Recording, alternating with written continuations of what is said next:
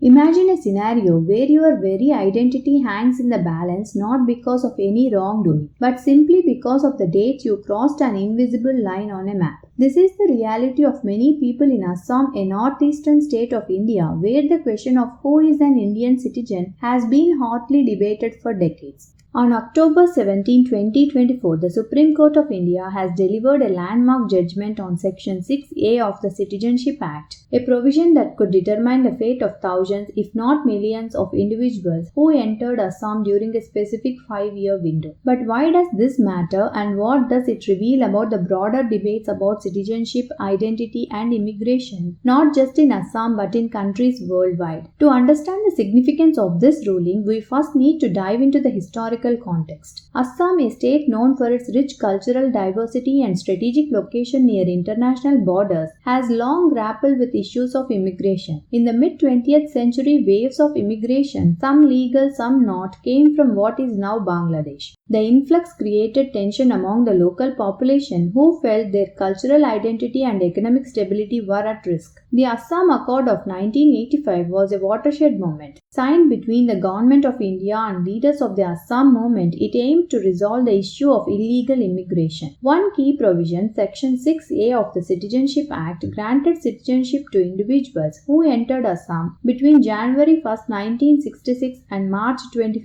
1971, just before Bangladesh War of Independence from Pakistan. For nearly 4 decades, Section 6A has defined the legal status of countless residents in Assam. But as questions of immigration, identity, and citizenship have grown more pressing, particularly in the light of India's ongoing National Register of Citizens debate, the constitutionality of this section came under fire. On October 17, 2024, a 5-judge constitution bench of Supreme Court delivered its judgment upholding the constitutional validity of Section 6A. By a 4-1 majority, the court affirmed that Parliament had the legislative competence to introduce this section as part of the Assam Accord. Chief Justice D.Y. Chandrachud led the majority opinion, which recognized the delicate balance the provision strikes between immigration concerns and human rights. So what does this ruling mean in practical terms? Essentially, it cements the legal framework that has been in place since 1985. Those who entered Assam between the stated dates will continue to benefit from the citizenship rights granted by Section 6A. This is a significant decision for many who have lived in legal limbo for years, uncertain whether they could continue to call Assam India their home. However, not everyone agreed with this conclusion. Justice J.B. Pardiwala, in his lone dissent, argued that Section 6A is unconstitutional. His perspective taps into a broader and deeper concern. Is it fair to grant citizenship based on an arbitrary cut-off date? Pardiwala's dissent suggests that such a provision creates a distinction between different groups of people which may not hold up to the constitutional principle of equality before the law. The dissenting voice reminds us that this debate is far from settled. It also raises a critical question. Should legal frameworks designed to address historical grievances remain untouched even as the social and political landscape evolves? This ruling is not just about Assam or Section 6A. It is a reflection of how deeply intertwined citizenship and identity have become in India and indeed around the world. At its core, the debate is about more than just legal provisions. It is about who gets to belong. For Assam, this question has always been fraught with complexity. The state has a long history of cultural and ethnic diversity, but also of tensions between indigenous peoples and migrants. Many Assamese citizens fear that unchecked immigration could dilute their cultural identity, while others argue that denying citizenship to those who have lived in the state for decades is a violation of human rights. The legal frameworks that govern citizenship must walk a fine line. On one hand, they need to respect the rights of individuals who have lived in the place for years, often decades, and have contributed to the local economy and society.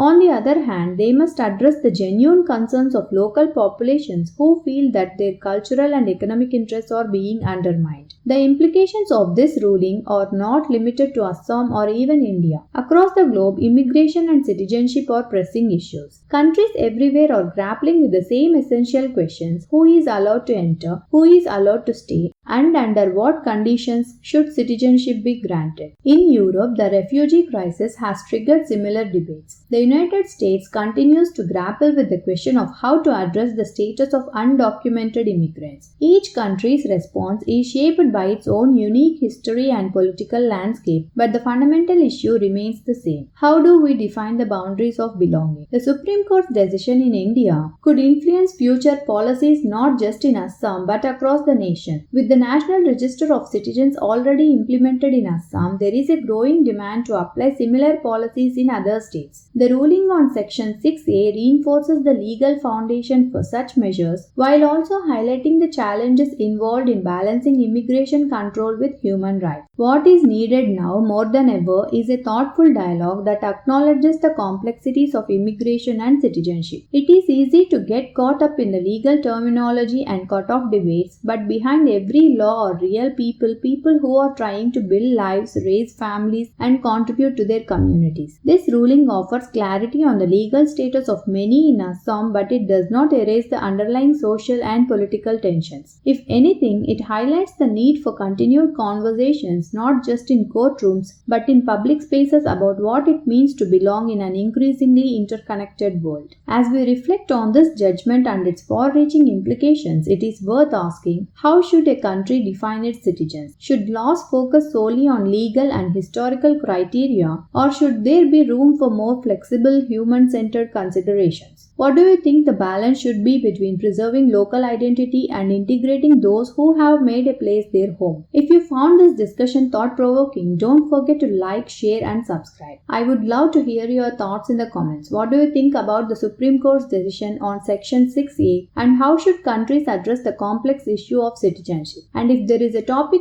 you would like me to cover next, let me know. Here is a question to leave you with. In a world where people are more mobile than ever, what makes someone truly belong to a place?